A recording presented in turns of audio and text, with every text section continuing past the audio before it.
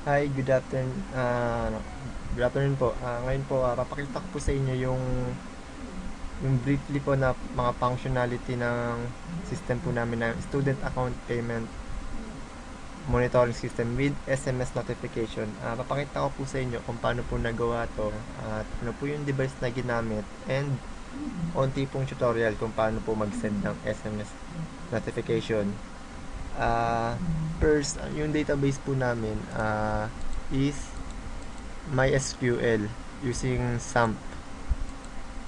At ito po siya. At start lang po natin yung MySQL. Then pasok na po tayo sa system. Ito po.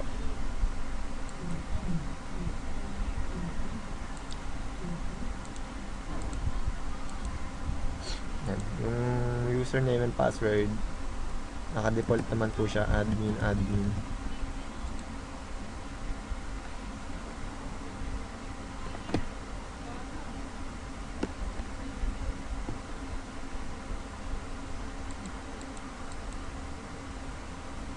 Then pag nakapasok na po siya, ito po yung itsura ng pinaka main form po ng system namin. At bago po yan, mag-register na lang po muna tayo ng new student para makita niyo po yung example. Lagay po natin 333.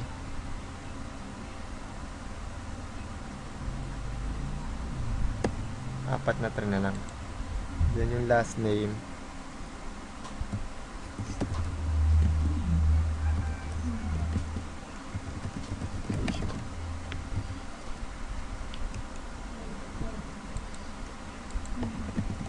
Hindi naman po importante kaya bilis ano na lang po natin.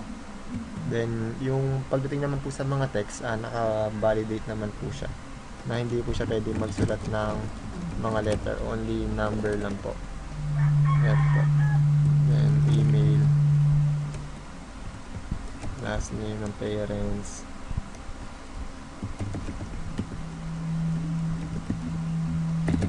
po. Then yung dito po, importante po yung guardian information dahil lalo na po yung mobile number niya dahil dito po natin kukunin yung number na papang text na ipapan text.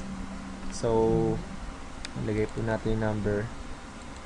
Yan po yung number po ng cellphone ko para makita po natin yung kung nag-text na po talaga. Kung nag-text na po ba talaga yun.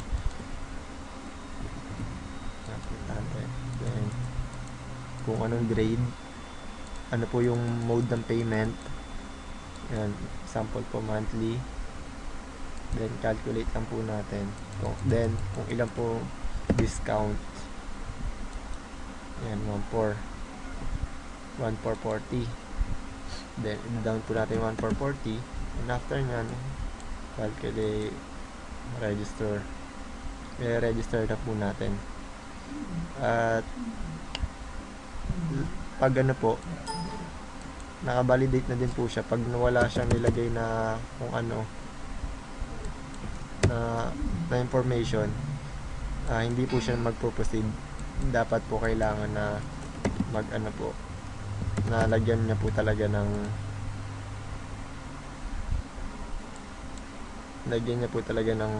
amount or information ng mga bawat text box.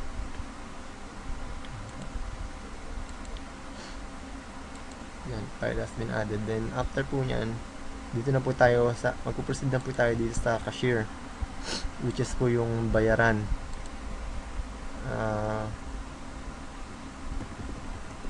Yan po yung student number.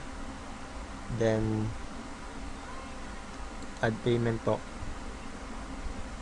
Then may sasabi dito na the given port name does not start with COM, which is yung communication port, dahil wala pa po ang nilalagay na broadband.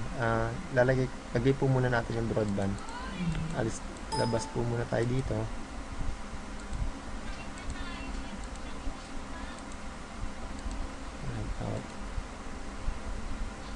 Yan, salpak po muna natin yung broadband.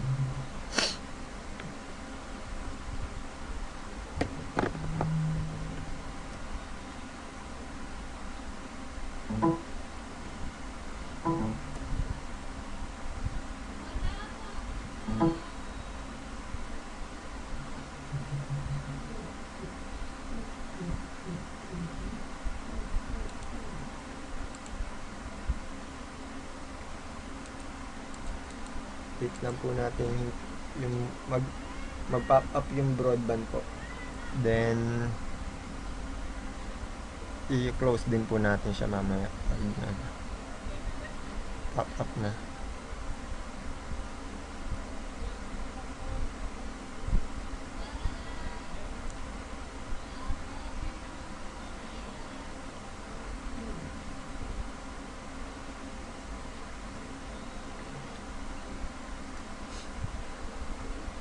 Then, ayan po, pag okay na po siya, may signal na din po siya.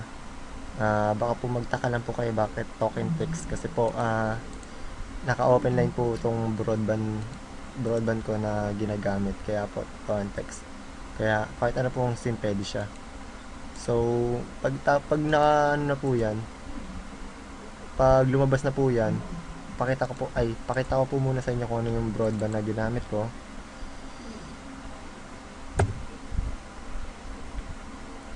Yung ginamit ko pong broadband is Globe Broadband. Yan po. Bali, yung brand niya po is Huawei brand. And yung model po is E153. Yan po, E513. Then, prepare po natin na yung gagamitin pong broadband is Huawei brand. Kasi po pag sa ZTE siya, like Smart, ZTE brand yung broadband niya, hindi po siya gagana. Kaya dapat po ay yan lang po, Huawei lang po yung gagamitin natin. At about po dun sa kung meron pa pong pwede, yung sa classmate ko po kasi tinry din po namin yung broadband niya. Yung model po ng broadband niya is E357, which is yung brand po ay Huawei din, Globe din po siya. So pwede po yun.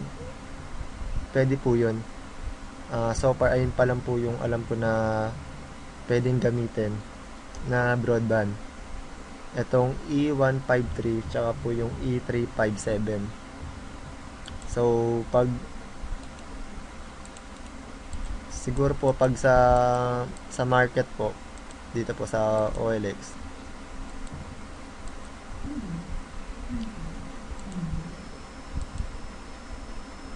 search po natin kung magkano po yan.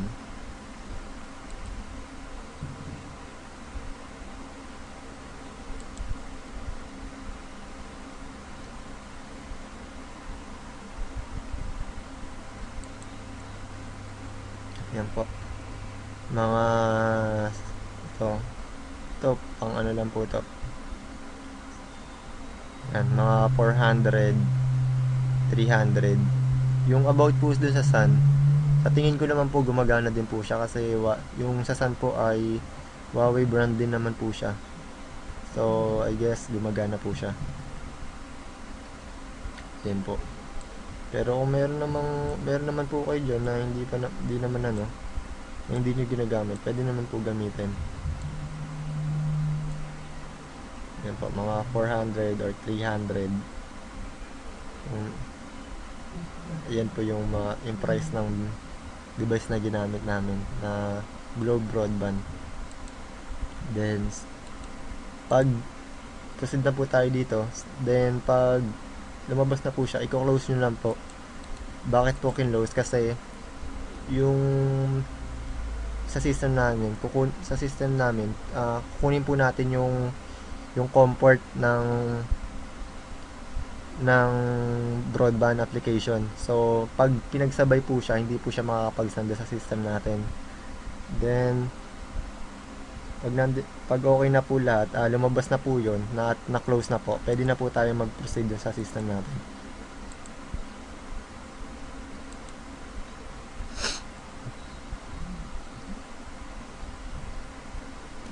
Pasok po tayo ulit, admin.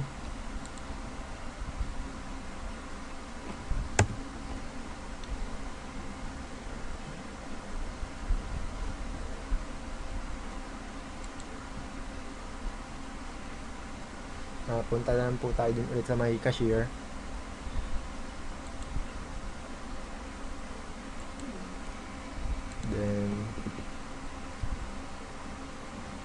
kanina. Ito po yung SMS sample notification. Then add na po tayo ng payment. Then ayan po, dito po magagawa yung bayarin at yung pagsisend ng SMS notification sa magulang po. At ito po yung kinuha po natin yung number na to dun sa magulang, dun sa niregister natin. So yung payable amount niya is 1,170, pero yung dinaw niya po kasi is 910 lang po. So ayun na lang po yung gayahin natin. At kung makikita niya po dito sa tatlong label na nakalagay yung pangalan ng broadband natin, then kung anong COM port siya, communication port, then yung status niya po kung connected ba or hindi. So pag ganyan po yung nakita nyo, ibig sabihin po ay okay na po siya at ready to text na po siya, ready to notify. Then magpipay lang po tayo. Then pag nakapag-pay na po, yan, are you sure? Okay. Then pag nakapag-send na po siya, pag new enrollee ka po, magsisend po dun na sinasabi dun sa SMS notification na you have successfully registered, na nakakapag-notify lang. Then okay lang po siya. Pag okay na po, payment completed na po, then meron po kung isang lalabas na isang SMS notification. Do you want to send a notification? Dito naman po sinasabi po dito na kung magkano po yung binayad niya at kung magkano pa po yung balance niya doon sa tuition niya, at yung pangalawa pong text ay yung kung kailan po yung next na bayarin niya. Then okay lang po natin.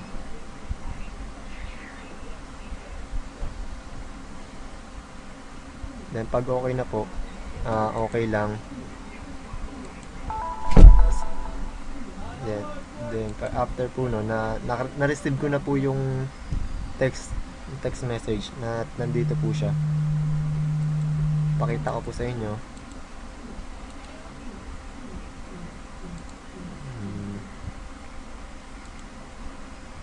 Bali, ito po yung text po sa kanya na na-receive. Ay, wait lang po, hindi po makita.